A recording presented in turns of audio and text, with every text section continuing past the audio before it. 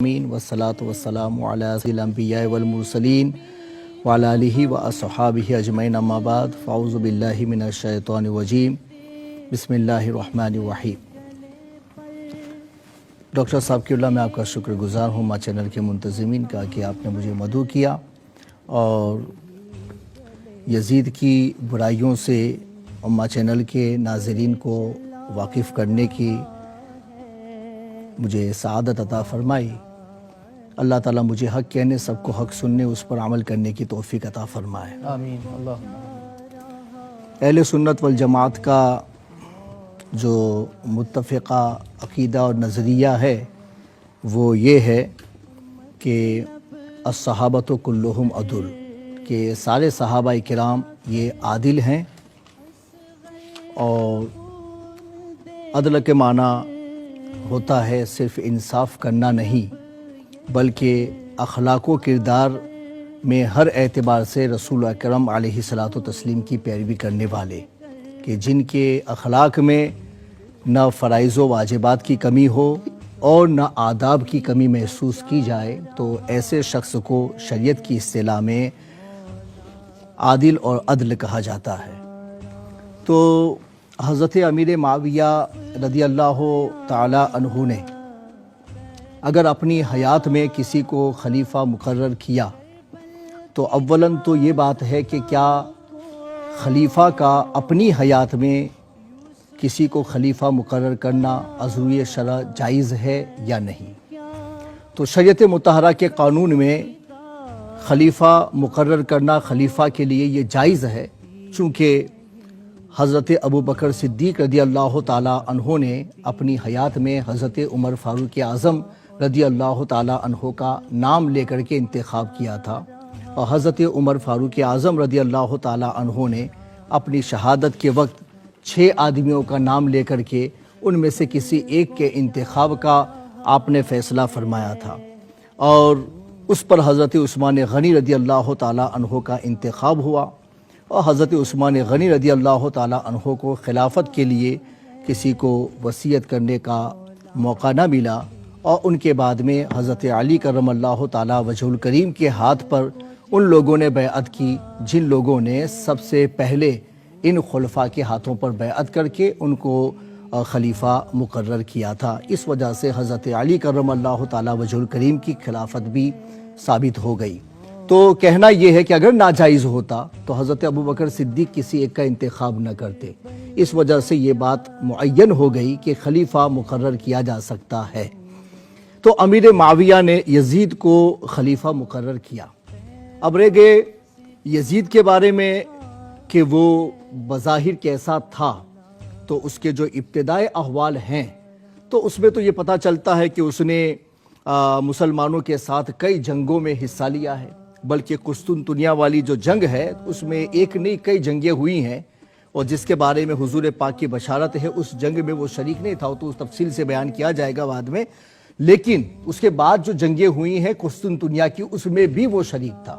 اور وہ سپہ سالار کی حیثیت سے بھی جا چکا ہے، اور جب وہ سپہ سالار بن کے گیا تھا اس وقت حضرت ابو ایوب انصاری رضی اللہ تعالی عنہ اس جنگ میں شریک تھے جس کا سپہ سالار یزید تھا،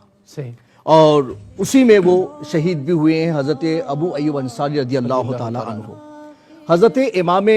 حسین رضی اللہ تعالی عنہ نے بھی کئی جنگوں میں یزید کے ساتھ رہ کر کے جنگوں میں حصہ لیا ہے، لہٰذا اس کا بھی انکار نہیں کیا جا سکتا ہے، بلکہ حضرت امام حسین کے صاحبزادوں کے جو نام بتائے جاتے ہیں تو کل بھی میں نے بتایا تھا، تو ان میں ایک صاحبزادے کا نام یزید بھی تھا۔ یہ اور بات ہے کہ اس یزید کی طرف نسبت کر کے نہ ہو، تو اس کے آگے حضرت عمر فاروق اعظم کے جو بھائی تھے ان کی طرف نسبت کر کے ہو، تو یہ اپنی جگہ پر بجا ہے۔ لیکن امیر معاویہ کے جو بھائی تھے یزید بن سفیان،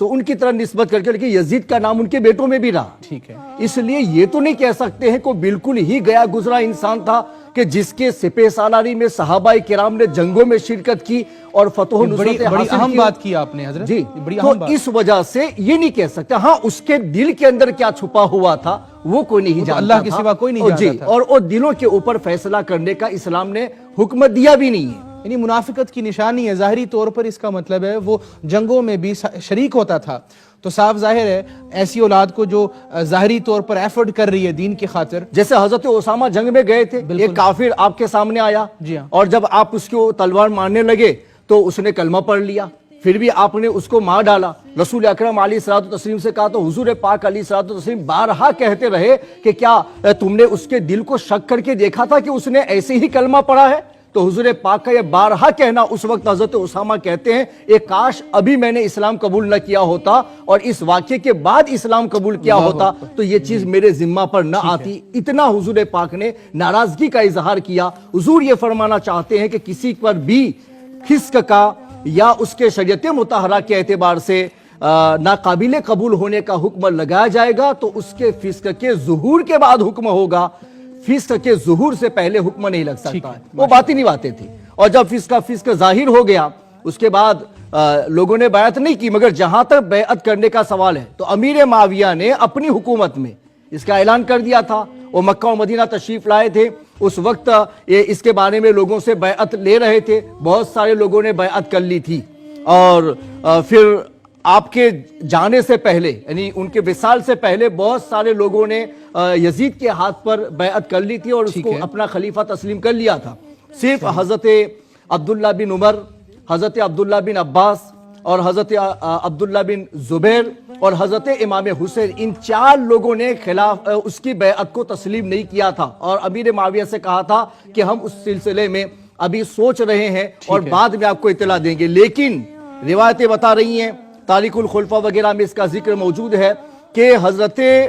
ابن عباس نے بھی بیعت کر لی ہے بعد میں اور حضرت عبداللہ بن عمر نے بھی بعد میں بیعت کر لی ہے. صرف حضرت امام حسین اور حضرت عبداللہ بن زبیر نے بیعت نہیں کی ہے. ٹھیک ہے. اور حضرت امام حسین سے جب بیعت کا مطالبہ کیا گیا حضرت امیر معاویہ کے وصال کے بعد میں تو آپ نے کہا کہ میں چھپ کر کے بیعت نہیں کر سکتا ہوں، میں علل اعلان کروں گا تو علل اعلان کروں گا. پھر آپ مدینہ چھوڑ کے مکہ کی طرف تشریف لے گئے حضرت عبداللہ بن زبیر کے ساتھ میں اور پھر وہاں رہے چند دنوں کے بعد اور پھر اس کے بعد میں جو آپ کا سفر ہوا. لیکن یہ کہنا چاہتا ہوں کہ صحابہ کرام کی موجودگی میں اگر کسی کا انتخاب ہو اور کثرتیں اگر اس کی بیعت کو اس وقت تسلیم کر رہی ہیں تو اس کا مطلب یہ ہوا کہ حکومت